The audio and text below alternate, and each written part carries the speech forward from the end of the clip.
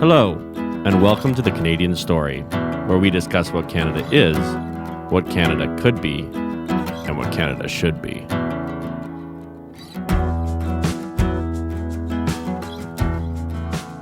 Hello, everyone, and welcome to another episode of the Canadian Story. I'm here with my co-host, Zach Gerber, and Tariq. Tariq, welcome to the show. Thank you. Thanks for having me. So tell us a little bit about yourself. For those who don't know, you're very popular on Twitter. You ran for the Maverick Party leadership. You are a huge advocate of Western independence, and you are a lover of this wonderful land that we live in. Why don't you tell us a little bit about why you came here, why you love this place, and why you're such a passionate advocate for basically Alberta or Western independence? Thank you. So the story goes about 10 years ago or so. I was born and raised in Dubai, and about 10 years ago, I was sitting at home watching a Western, and I'd never been to a rodeo in my life. And I thought, hey, it'd be cool to go to a rodeo. Because when I travel, I always travel for a festival, an event, something going on, right? Like it's just, I like that energy. And I looked up rodeos and I found the Calgary Stampede was on. And I'd also done something I'd never done in my life before, which was camp. So I booked an RV, and I thought, hey, I'm gonna totally go Wild West here and buy tickets to the rodeo and sleep in a vehicle. And I thought, man, this is like super exotic. So I flew into Calgary, picked up the rig. I never drove an RV, never camped in my life. And then I stayed at a campground that had shuttles to the Calgary Stampede. So at least I didn't have to drive that thing around. And sat in the stands and watched something that was so unbelievably exotic and so incredibly foreign to me. Mind you, I grew up in a house where we never had a pet, a dog, a cat, a goldfish. I've never been on a horse. And I thought, man, this is fascinating. This is incredible. And something happened, and I said, you know what? This is how I'm going to live. And I'm going to be on the other side of that fence if I can help it. And I went home. I quit my job, sold the house, sold the car, and made plans to move to Alberta. And I figured I wanted to be around Calgary, but not in Calgary, because what's amazing about kind of the areas around Calgary is 15 minutes out, and you're in the heart of rodeo country in Canada. And I joined a rodeo school and started to learn how to ride, and then I joined an ag society and started to learn how to drive tractor and combine, and how to farm, how to ranch, all that sort of stuff. And eventually kind of on the rodeo side of things, I ended up buying my first horse, second, third. Now I've got 5 of them. And I compete on the team roping events at rodeo. But corporately, I'm an engineer by education.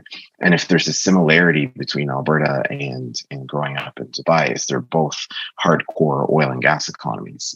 And growing up in the Middle East in the 80s and 90s gives you a really strong perspective on oil and gas economies.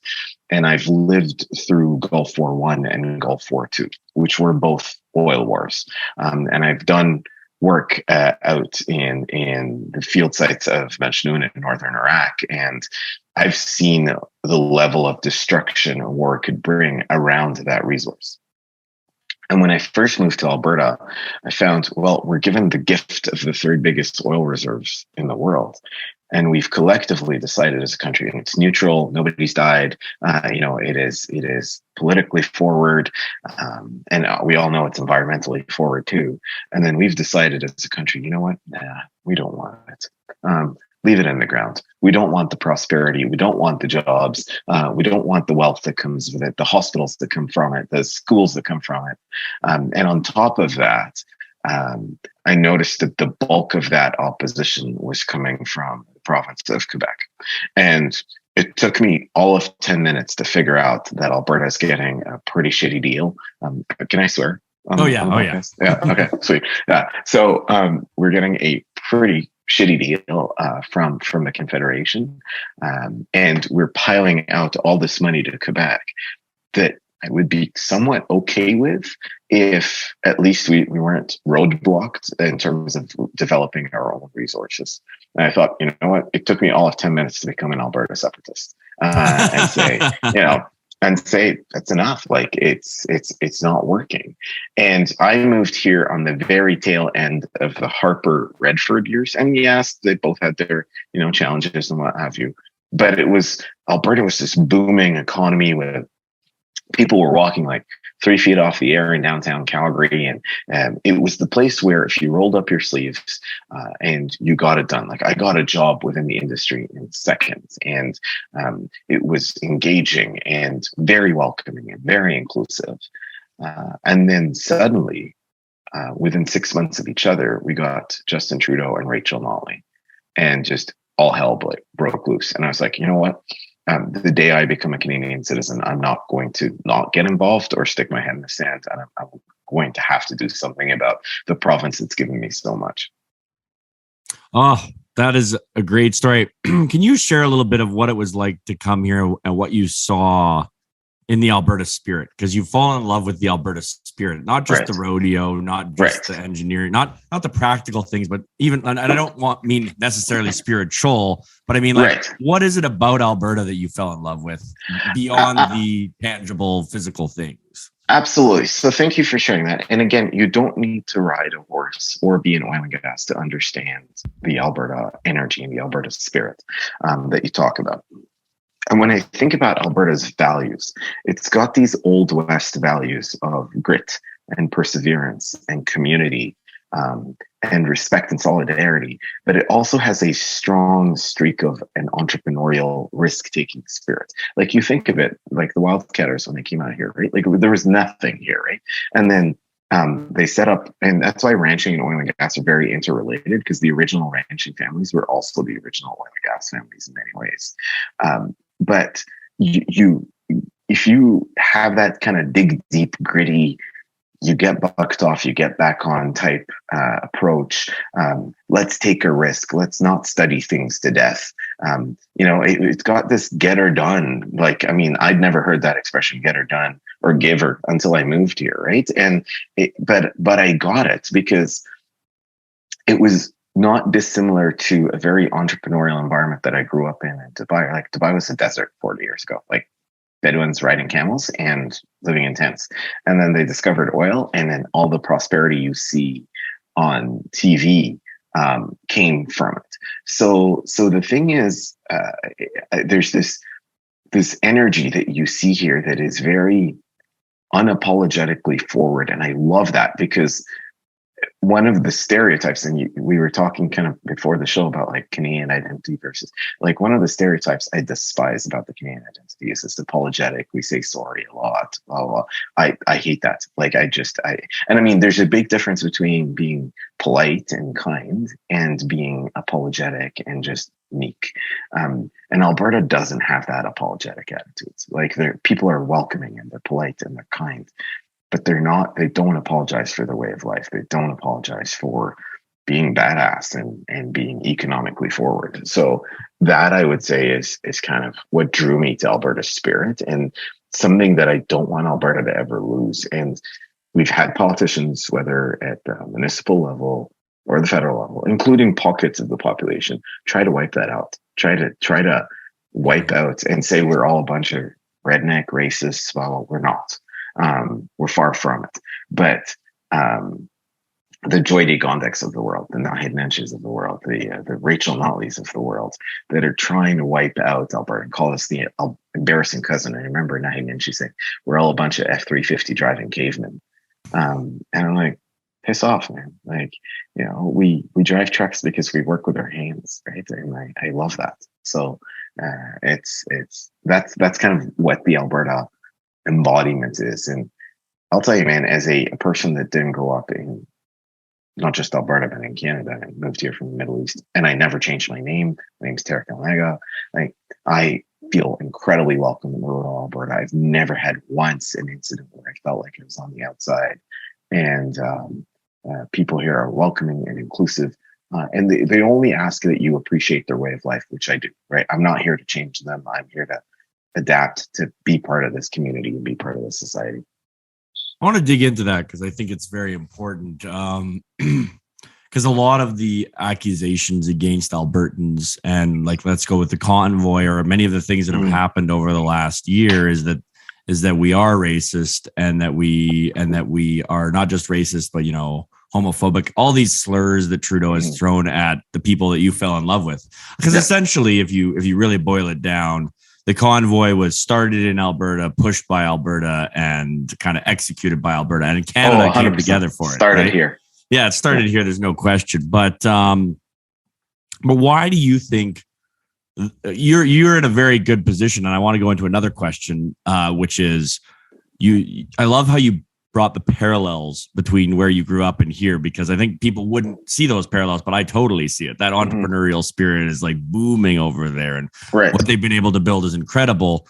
And I hope we can even take some of what you learned over there and bring it here, where we can actually start building beautiful, big, amazing things here again. Because Alberta, there's an element of Alberta that has lost its belief in itself, and we need to bring that back. And I think a lot of people that I know see you as someone who's championing that. So I wanted to thank you for that. But I wanted to go deeper on that and say, you're someone who, if there was racism, would experience it, right? You would think, right? But you don't at all. So why do you think that that's kind of the narrative? Why is that out there? It's easy for the left and the mainstream media to demonize, right? Like, they have an idea in their head. They call us hicks, rednecks, racists, whatever it is. Like, even our own politicians in Alberta will call us the embarrassing cousins or cavemen. And I think, one, it's jealousy, it's projection. There's an immense amount of jealousy I noticed when I first moved here, and you had young guys that just got out of high school that would make $50, $60, $70 an hour, driving heavy duty machinery or working the rigs, and then being able to afford luxuries of life with their disposable income, like a quad or an RV or a sled or whatever toys they wanted to buy. But the East looked at them as like, no, you cannot be successful. Like, we demonize success. We hate success here. We hate disposable income in Canada. And I'm like, what's wrong with it? Like, they worked hard. And plus, if one of these city dwellers from the GTA spent one day on the rigs in February, they'd realize how difficult that job is, and how difficult those young men and women their jobs are, yet how much heart they put into it, and the fact that it keeps the furnaces on in downtown Toronto. So the thing is, it came to me, and I said, it's easy to answer your question. It's easy for the left to demonize all that success. And I think it's jealousy. I think it's projection. And they're going to try to find a way to crush us because of our success. Rather than say, hey, that's awesome, and that the byproduct of that success creates revenue, wealth, no dependency on the state, and also creates the revenue for the social programs that you and I hold so dear, whether that's healthcare or education or so on. So you ran to be the leader of the Maverick Party because of, like, we just basically explained why. You love this place. You don't like how it's being treated. Not only do you love this place, unlike me, who was born here, you chose this place. You said, this is where I'm going to make my home, which is what my ancestors did when they fled Ireland during the potato famine that was caused by the English. And they came over and said, we're going to make this place, not this place, Ontario at the time, our home. Can you share a little bit of what that experience was like, running for the leadership of the Maverick Party, what you learned from that experience, and what you think it's going to take for the West to stand up and actually become its own, embrace its own identity? Right. Absolutely. So thanks for sharing that. And to answer, kind of just to touch upon something before we get here, nothing forced me to come here. So I came here out of love. Like, I left a great job and a career and my family and all that. Like, I didn't come as a refugee or as something, like, if you see the pictures of Dubai, that is really what it is. It's all the luxury and the Lamborghinis and all that. But I moved here out of a love for the Western way of life, right? And for the first time in my life, I started paying taxes. Like, I came from a tax-free environment. But I came here intentionally.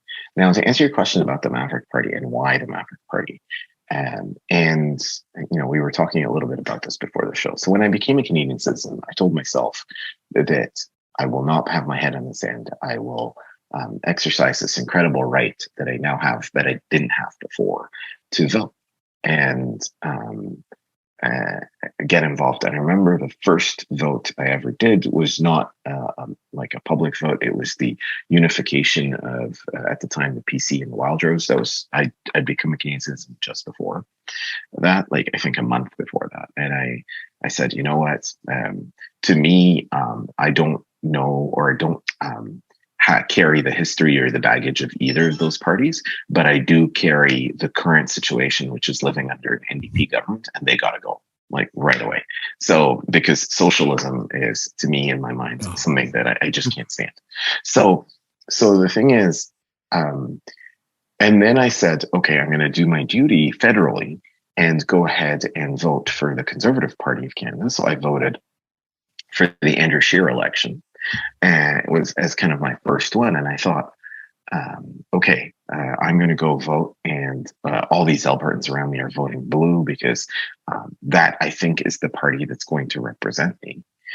And he lost. And he lost within the first, I think, 20 minutes of the polls opening. And then it very quickly dawned on me that we in the West have zero say on who becomes prime minister.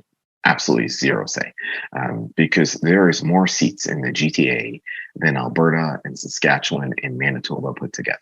Like if the three prairie provinces, if you put them together, the GTA alone, not Ontario, has more seats. And couple that with, and to me, the biggest kind of stab in the heart was seeing Newfoundland, all 14 seats go red. And I'm like, you motherfuckers. Like, we have kept your economy alive for the last decade with all of the Newfies that have been coming to Alberta to work, flying in, flying out, keeping their families back in Newfoundland, and paying their mortgages, feeding their families, etc. And I mean, the running joke when I first moved to Alberta is the capital of Newfoundland's Fort Mac. And I was like, we kept your economy alive for all this, and then you vote for the exact government and the policies that are going to wreck this province and wreck your source of income. So it really pissed me off, man. Like it really did. So anyways, yeah, I love that, because actually I was in charge of the Get Out the Vote and membership sales for the Wildrose side of that unity vote. So I love that you entered the political stage in Alberta, and yeah, that's awesome, because that was a very, very significant time. And I understand that both parties had their baggage and all that, and I get that. But to me, it was more important. It was more important to get the NDP out. Like, it was really, really important to have Rachel Notley one and done. And we should speak to that for a moment. And absolutely important that no matter what, we stop them, because they're coming again. They're coming again. Like, exactly.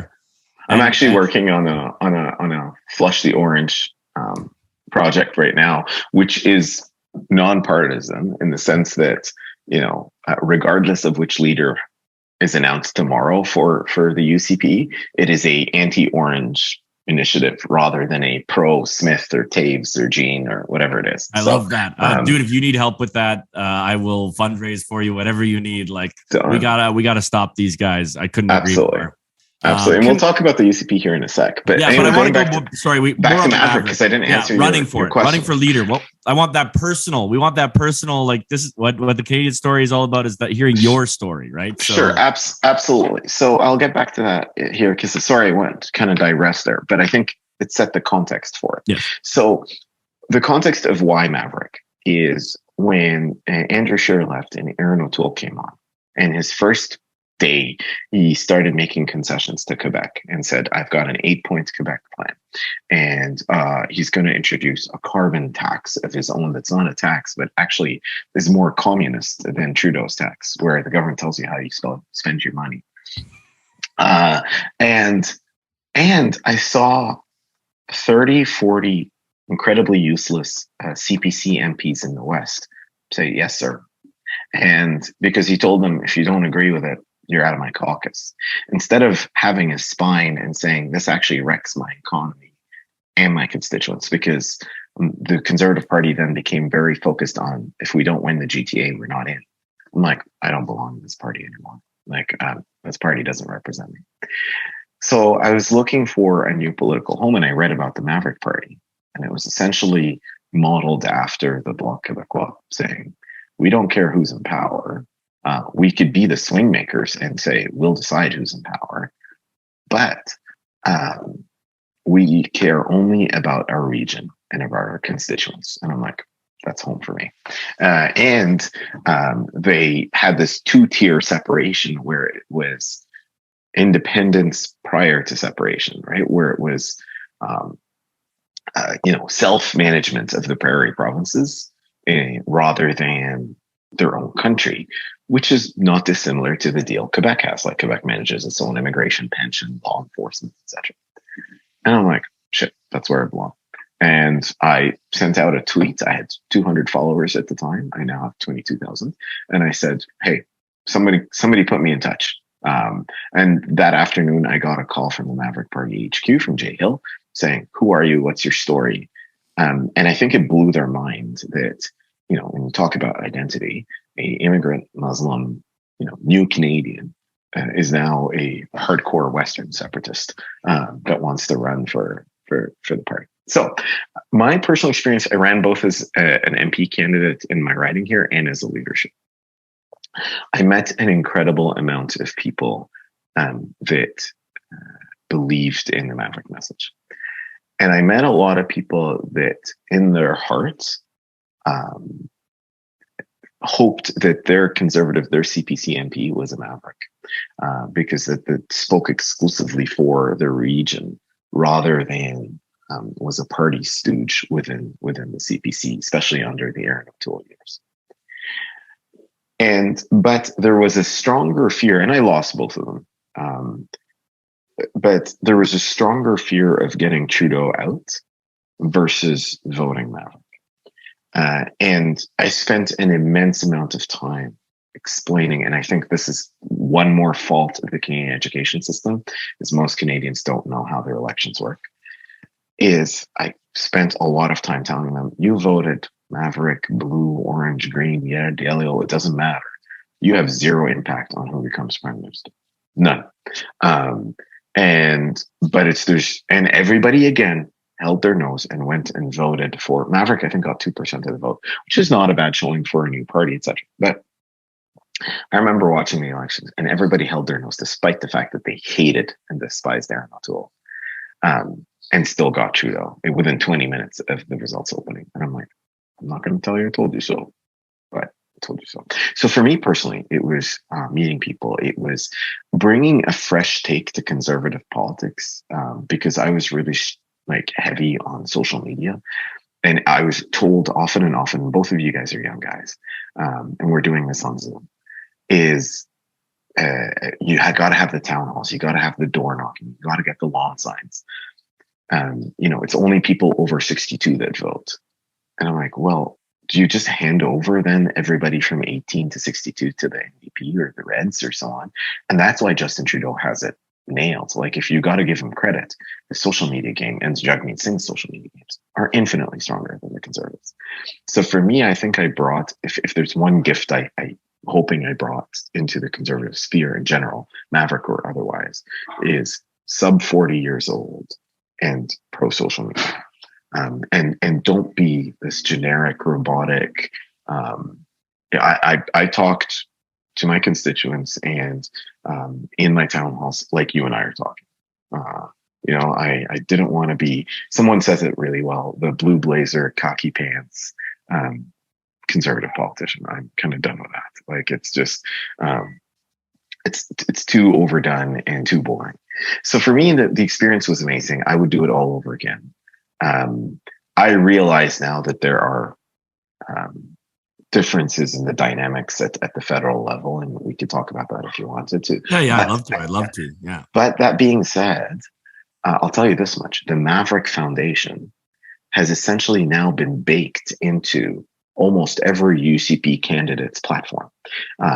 They are all selling Alberta soft separatism, is what I'm calling it, like the Alberta Sovereignty Act, independence from Ottawa. And my campaign slogan was Adios, Ottawa. It was nonpartisan in the sense that I'm done with it.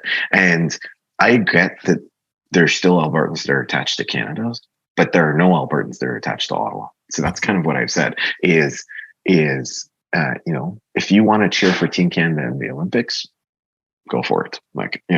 But in terms of your day-to-day life and managing the economy and life and all that, let's be done with this country and be done with Ottawa. Let's manage our own affairs. So I still very strongly believe in the Adios Ottawa message, whether that's attached to Maverick. And now I'm seeing it attached to quite a few UCP candidates, and we'll see what happens tomorrow. I mean, the front runner, Danielle Smith, it would have never happened that a mainstream politician in Alberta is now going to be selling essentially soft separatism. If she's announced tomorrow, this will be the first time. And Maverick, I think, and many others, but I think to the biggest extent, Maverick laid the foundation for that. I would agree. It's interesting. I like your take since you've been so engaged politically for a number of years, and you notice the lack of education that Canadians have in how their democratic systems work and things like that. What was the biggest surprise to you as an educated immigrant, wealthy, came here, embraced our lifestyle? Was it a surprise to you to realize that they just have no idea, that most people just have no idea how their system works? Absolutely. So you guys talk about the Canadian identity. And one of the things I learned about the Canadian identity is it's way more important to be, for Canadians, over decades of media conditioning for the last 30 years, to not be American than to be Canadian. Like, it is so important for us to not be American. And being American means being politically involved. In their minds, like, oh, we don't want U.S. style politics, and I'm like, but that means you're involved, you're engaged, you're active. This whole nice, polite, nothing happens here, it's boring bullshit. Was kind of, I'm like, wow, this is bad, right? Like, it's pretty bad. So to answer your question, I think the biggest surprise was there's either voting out of habit. So my parents voted red, so I'll vote red, or my parents voted blue, so I'll vote blue.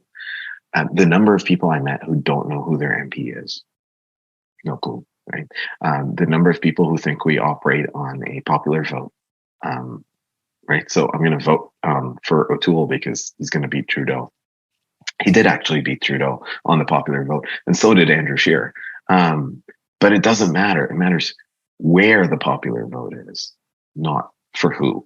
And I'm like, unless you physically change your address to the GTA, you have no impact.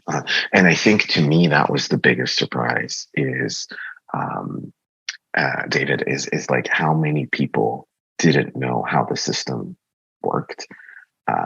And it's not actually that difficult to figure out. Like, I don't need you to know the inner workings of, the Senate versus the House, etc., but the absolute basics of it. And at the very least, if you're going to vote blue in the West, don't expect mediocrity. That was another big surprise, is all the Blake Richards of the world, the Earl Dreeshens of the world, the John Barlows, the Bob Zimmers, etc., non-existent $180,000 a year, people that are nice guys and are not corrupt, none of that accusations about politicians, but they essentially accomplish zero things. But not doing anything bad is enough for the Western Canadian voter, versus getting off your chair and causing a problem, even when it's within your own party. I mean, Blake Richards is in my riding, was Aaron O'Toole's chief whip. And I'm like, how do you wake up in the morning and push Aaron O'Toole's agenda to your constituents? Like, how do you do it, man? And he's been in office for 14, 15 years. This is his fifth term. And he'll probably ride into a sixth term on Pierre's coattails. So there's a thing I want to ask. So, okay, please, Pierre, like, what do you think of him? I mean, I know him quite well. I've known him for years. As you know, I worked in Ottawa for almost a decade, and Right. I was the CPC. I often tell people, like, if there's anyone who was a stormtrooper for the Conservative Party of Canada, it was me, right? Right. And so was I. Yeah, You know, I thought they represented you. I have very little love left for. It's not that I don't love the Conservative Party of Canada; it's that I don't love Canada anymore to the degree that I did, and it's not that I don't think it's savable; it's that it's abusing my people. Right, the country of Canada is abusing my people, which is Albertans, and I loved what you said earlier about how we just want the abuse to end. One of the things that someone told me once was the thing about Harper was he just stopped the abuse. That's why Albertans loved him. He didn't make things that much better for Alberta. He just stopped the abuse. The beatings ended. Yeah. Right. That's not an acceptable way to live. And why do you think Albertans are that way? We're get her done, no nonsense, hardworking people. Why do we accept the abuse? It's decades of conditioning again. Right? Like this isn't something that happened overnight. So it's decades of conditioning and decades of also our own supposed representatives taking us for freaking granted. You put somebody in a blue t-shirt in a rural riding in Alberta and they're going to win. Like that's it. Like, and that level of mediocrity is so unacceptable in my mind. And that's who I'm calling out. So here's the thing. Trudeau's giving his constituents exactly what they asked for. Exactly what they asked for, right? He didn't lie on a carbon tax. He ran on it. And the downtown voters of Toronto said, yeah, let's save the planet by paying taxes, right? So, like, that's the thing. The problem is our conservatives are exactly like stopping the abuse is just about enough. So what's the breaking point? Now, when we'll talk about Pierre here. So, do I like him? Yes. Is he intelligent? Yes. Is he a good public speaker? Incredibly. Is he a good debater? Absolutely.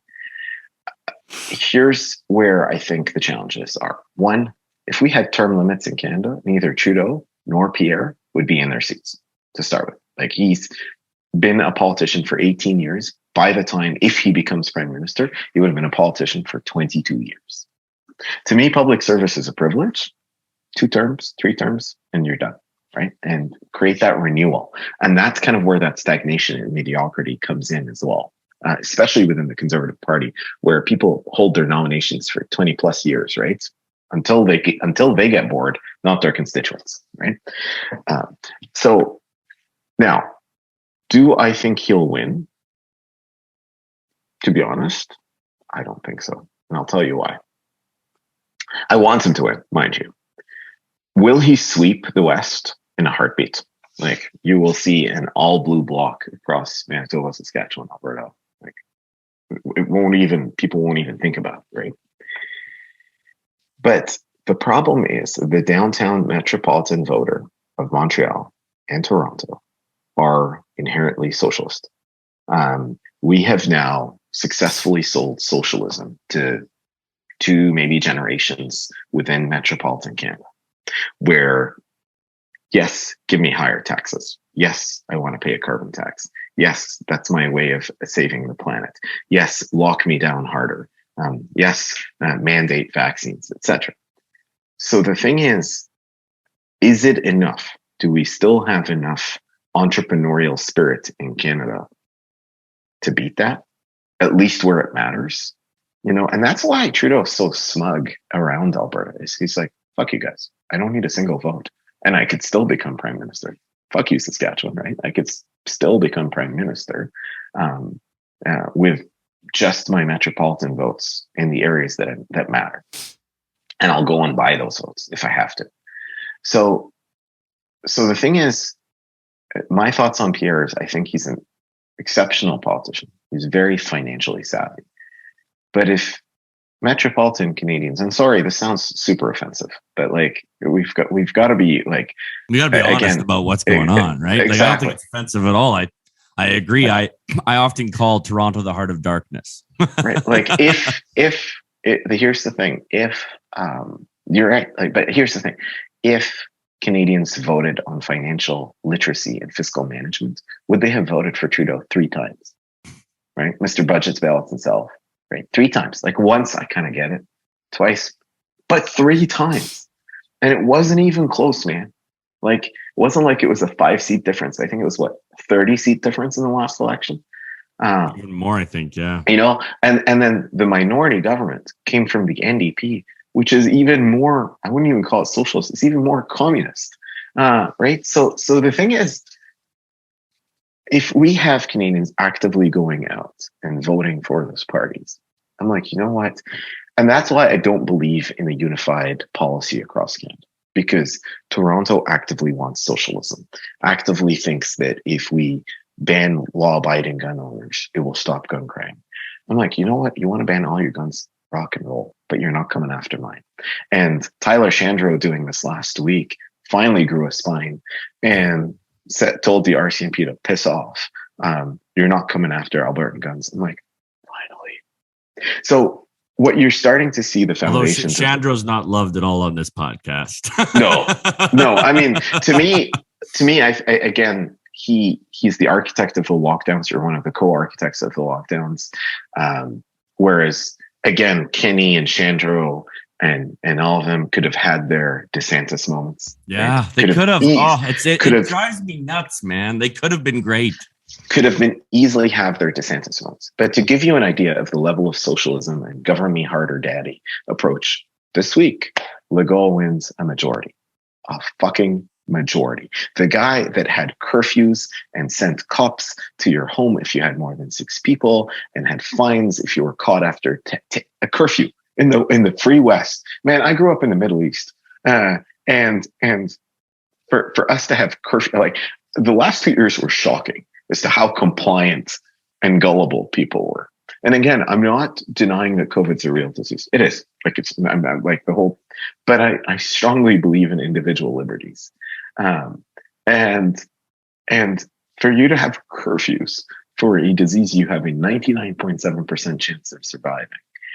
And yet they had the choice of a couple of other candidates, and they give Legault a majority. If that's not an indication of what the federal election is going to look like. And Ontario did the same thing with Ford. Like at one point in time, I think Ontario was, and Zach, correct me here if I'm wrong, but Ontario was, I think, the most locked down jurisdiction in the Western world at some point. Like, absolutely. I also think we went through the most amount of lockdowns. Right. We did 4. 4 right. of them. And then we went and handed it to Ford. Right. With like a super, like, it was like he won like 80% of the vote. There you go. Well, no, 80% of the seats. Right. He only got like, this is the problem with our system. We get into that if you want. But the biggest problem with the Canadian system is actually the ridings, the way that it's first past the post. The system is broken. And I used to be an advocate of first past the post because I thought that it was fairer for having the geographical representation, but we don't even anyway. That's too nerdy for this conversation necessarily, but okay. And you know, I don't want to fault the Canadian democratic system on many things, because here's the thing: an immigrant with limited, no political experience to run in a federal election as an Alberta separatist, you know, you could do it. So, and what was really interesting about this writing was you had 3 really strong conservative alternate candidates. So, you know, I was running, and but Nadine Wellwood from the PPC was running, and I would say that she's one of the PPC's top candidates, and she worked her butt off. Like she worked, and then Derek Sloan was in this writing too. So I was in that writing, right? And Derek brought. I couldn't believe Derek came out. I don't like Derek Sloan. I've written about this. Right. I don't like him at all, because I was like, don't come to my province because you think you can get, like, you're an Ontarian. Get out. So I'll tell you why he came, and it's interesting because he brought an immense amount of media, and I got to meet him a couple of times during the debates and what have you. And what was interesting was he wasn't here to run for Alberta.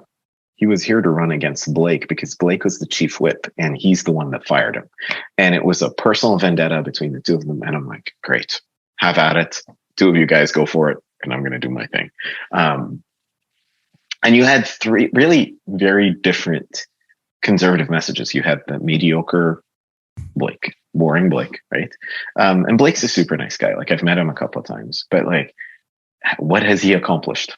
Right? Like, tell me, in 15 years, what has he done? And he was Myron Thompson, the previous MP of this area's EA. So, like, again, born in the system. And I hate that. Like, I'm like, and one of the things I ran on as Maverick leadership platform is they said 3 terms max, regardless of the length of the term, and you're out. Now, does it mean you're out of politics? No, you could mentor, you could be on an EDA, you could volunteer, but your actual serving time is just three terms, and it's done. Like, I really believe in term limits. And tell me if you disagree, by the way. Like, tell me. No, I think, I mean, America doesn't have term limits, right? Mm-hmm. And that's part of the problem, right? Is you've got a calcified elite, political elite mm-hmm. that run everything. And Canada, people don't realize this. Canada is the most backwards when it comes to democracy country, pretty much in the developed world. We have the lowest participation rates in our internal party battles. Like, look at Alberta, and I want to get to the UCP, so this may be a good segue, but there's only 123,000 UCP members that are going to pick the next premier of this province. Mm-hmm. That's pathetic. That's 1.5% of Albertans are going to be picking the next premier. And speaking of which, you know, to your point, voter turnout is abysmal, man. Like, what was the last federal vote? Was what, 38% or something? I'm like, well, shit. Now, that being said, I think it was probably very indicative of what the results were. Like, even if we had 100% turnout, if you extrapolate what regions went where, like Alberta could not get any more blue. Saskatchewan could not. Saskatchewan's 14 out of 14 seats were blue. And I always talk about Sask because, to me, in my heart, I believe in the Buffalo Republic, which Sask, and I think whoever's the future premier of Alberta tomorrow and Mo are going to have some pretty healthy competition as to who's going to be the more autonomous province, quicker, faster. That's great. And to me, like, if we were to form a separate country, you know, Alberta Sask would be the first to go together. To me, they're very similar mindsets, etc. I've always thought of Saskatchewan as the little brother of Alberta. Yeah, and to be honest, they have the advantage of being a more rural focused voter population versus Edmonton, which, speaking of the UCP, 18 of the 20 seats in Edmonton at the provincial level are orange. 18 of the 20 seats. And yet only 4 of the federal seats, right? So and that goes to what you were speaking to, which is just voter apathy. There's mm-hmm. more conservatives in Edmonton than there are socialists. The problem is the socialists vote and the conservatives don't. Right. And I blame the conservatives for this focus on the gray hair over the age of 62, traditional campaigning tactics of town halls. And you've done a lot of campaigning, so disagree with me. Like, I'm the newbie here. I'm a big believer in town halls because I'm a big believer in humanity. Right. And I feel like digitizing humanity is not the answer. We need to go back to being human. But I agree with you that, I'm a huge fan of technology. Like, I'm an Elon Musk fanboy. Everyone knows this. So, like, I'm not some kind of troglodyte, but I do really believe that campaigning is a human to human process. Right. And yeah, absolutely. So the thing is, the way I look at it is I never advocated that we ban or stop, door knocking or so on, but it's targeted.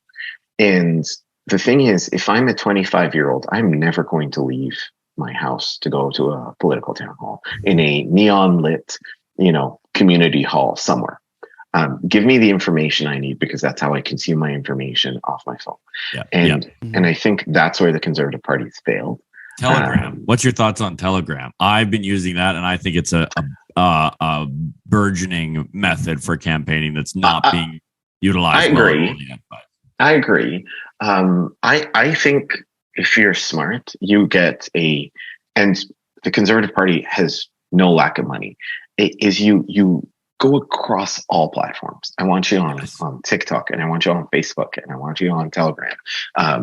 Because so I use Telegram. I used to actually during the convoy. So I ended up going to Ottawa I you know what? I felt really encouraged by this. So you remember the Coots horse ride Yes. through the blockade? Yes. I was there. So my girlfriend and I took our horses and we rode through the police blockade, and then we brought them back to the ranch, and I hopped in my truck and drove to Ottawa the next day. It's because I felt really strongly about, if this doesn't end, when will it end? Like, this is getting like 2 weeks to flatten the curve, the whole deal, right? Like, what the fuck? Yeah. But anyways, that's a story for another day. Yeah, I would love to. We might have you on just to talk about that, but we are closing in on. We only have about 10 minutes left, so I really want to get your thoughts on what's going to happen tomorrow. Not what's going to happen, but the UCP. We've talked about. We're going to stop the NDP. That's the most important thing. But what's your read on what happened to Kenny, why it happened to Kenny, and then what's going to happen to the UCP? Right. So it's no secret that I think Kenny's ambitions were beyond Alberta. Like, I think he cared about Alberta. I don't think he did not care, but I think his ambitions were eventually to be a federal MP again. To me, that those two things can't go together unless you run as a federal MP on a exclusively Western platform, which he wasn't going to do. Again, hint Maverick, right? So I think that it was the right thing to do for him to resign. And I think I wish it happened earlier, so at least whoever is the new leader. But that being said, I like that it's close and they don't burn their brand. Like, one of the things is, if we get a federal election 2025, Pierre's going to burn his brand over 3 years. Like, give me something fresh, right? Could have kept Candace for another 2 years and then switched. So the thing is, what I think. So one, I'm very encouraged by the fact that in various degrees, all the front runners are talking about some form of independence, sovereignty, or pro-Alberta first approach, which in my history hasn't happened. Like, probably since Ralph Klein hasn't happened. And this anti-Ottawa approach that I really love. I cannot wait for the showdown between the future UCP premier and not Trudeau, because that's easy, but the showdown between them and Pierre. Because as Pierre starts to introduce pro-Toronto policies, which he will, I think that there's going to be a showdown there. Now, I think Danielle's the front runner. I think Taves is the choice of the existing UCP establishment. I think Jean is coming in as the outsider. And my actual favorite, low chance of winning, but like legitimate, honest, talks to me like you and I are talking, is Todd Lowen. Yeah. And again, feels that way. I'm very principled. So here's what I hope is, for whoever wins, in the second tier of candidates, cabinet positions, right? Like, that to me is actually one that I'm very interested about, is what happens to Roger, what happens to Todd, what happens to Leela, because if you kick them out, you're looking at potentially losing one, the independent in Lowen, and strong rural attachment to him. If you kick out Leela and Rajan, you're looking at metropolitan ethnic votes that you need, right, to win. So I'm very interested to see. Rebecca Schultz will bring a very strong downtown vote, right? So to me, I'm very intrigued to see not just who wins, but what they do after they win, and what they do with the other leadership candidates rather than trash them. So for me, that's really important. Who do I want to win? I want to, without saying a name, the person that sells Alberta separatism the most, or Alberta independence. I like that. So I have a question though, because I asked you to, and a lot of people wanted you to run for leader of the UCP. Right. Why didn't you? So a couple of things. One, I'd say the most obvious one was fiscal. So I think the entry was 200 and something by the time you put the deposit together and the entry fees and what have you. And I explored it, and I talked to quite a few people. I think running against Taves, Danielle, etc., would have been a tough entry. To be honest, I think they were starting pretty far ahead with a lot of name recognition. I would have loved to, but again, if you look at the bench, and this is another problem of Canadian politics, all 7 or 8 candidates are either sitting or former MLAs. Not one of them is a non-politician, and I would have loved to see someone from the outside come in and run with that term. Do I completely discount it? No. Like, would I never do it again? No. But like I still would, like I told you. But it wasn't the right time, and also for my own personal work and businesses, I just landed a couple of deals that I was committed to. That it was kind of a financial decision. Do I run or do I not? And well, you're still young. You've got lots of time ahead of you. Thank you. And I just wanted to thank you before we go here, because we try to keep it under an hour for our listeners. I just wanted to thank you for standing up for my home. I appreciate that. For being a man who loves this place as much as I do, and have chosen it as your home. That means a lot to me. Zach, do you have any last thoughts that you'd like to? Yeah, I want to skip all the way back. This is something that I've been thinking about the entire conversation. I want to skip back to the beginning. You said something interesting that I hadn't really thought about. You said 40 years ago, Dubai was a desert, and oil money built Dubai, right? Yeah. Okay, so what I'm trying to understand is why we have this like contradicting opinion of, I guess, oil within Canada. Because if you speak to any Canadian about Dubai, the things that you hear are exciting, exotic, rich, prosperity. And then you talk about Canadian oil in the West and they go, no, that stuff's dirty. That stuff's shit. Like, why do you have any perspective on why that might be, or how that might have happened? Why do we have these two ways of looking at the same thing? I think it's social conditioning, right? And media conditioning and educational conditioning. So we always blame the media, but it isn't just that. Like, you go to a curriculum in Alberta under the NDP and it's shat on the oil industry. So if you have impressionable minds that over 10, 20, 30, 40 years, you tell them this is shit, and then you have a government in the Middle East is saying oil brings us prosperity and tells its people that and tells the media that, etc. I think you get two very different levels of marketing and conditioning. Okay. I'm actually so glad you said that, because I had 2 questions and I wasn't sure if I was going to get to the second one, but you segued perfectly. Education. You said we've educated 2 generations of socialists.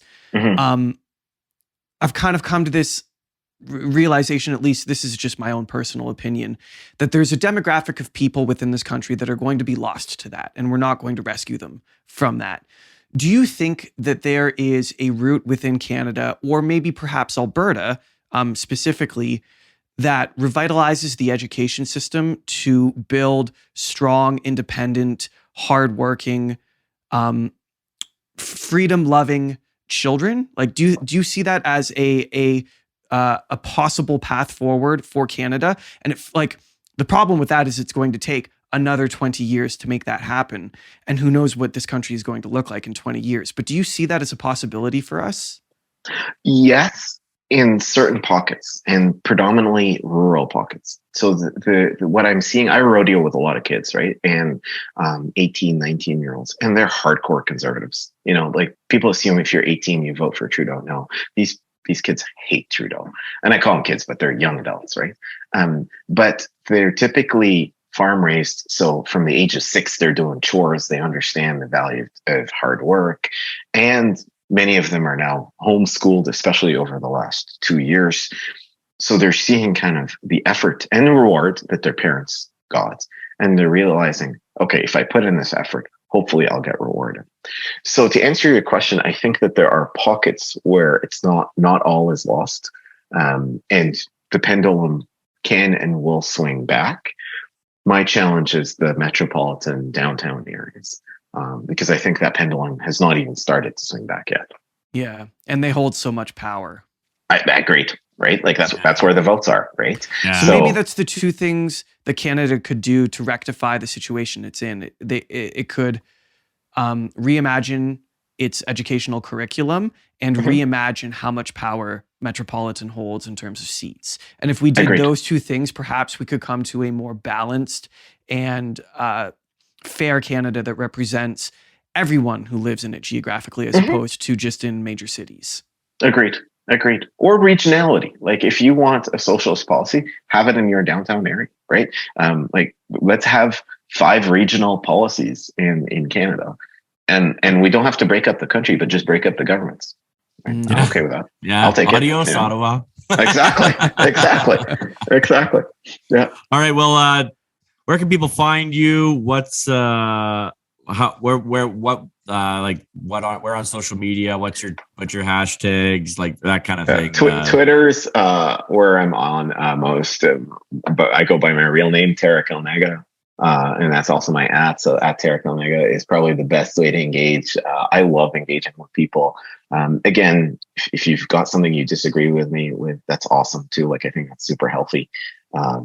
But yeah, that I would say a lot of my content is predominantly on Twitter, and then my own kind of personal businesses and stuff but those are non-political. So, well, thank you very much for coming on the show. Thank you for your activism. Thank you for your love for this province and this country, and also for your public service of running, right? Because it takes a lot to put your name on the ballot. We got to shut her down because we promised our listeners that we're going to respect their time. So Done. Really appreciate you coming on. Done. Thank you so much. Thank you for listening to The Canadian Story. You can find us on Instagram and Twitter @TheCAD That's the CAD Story. If you enjoy this podcast, please share it with your friends and family. Let's work together to remind Canadians how great their country is.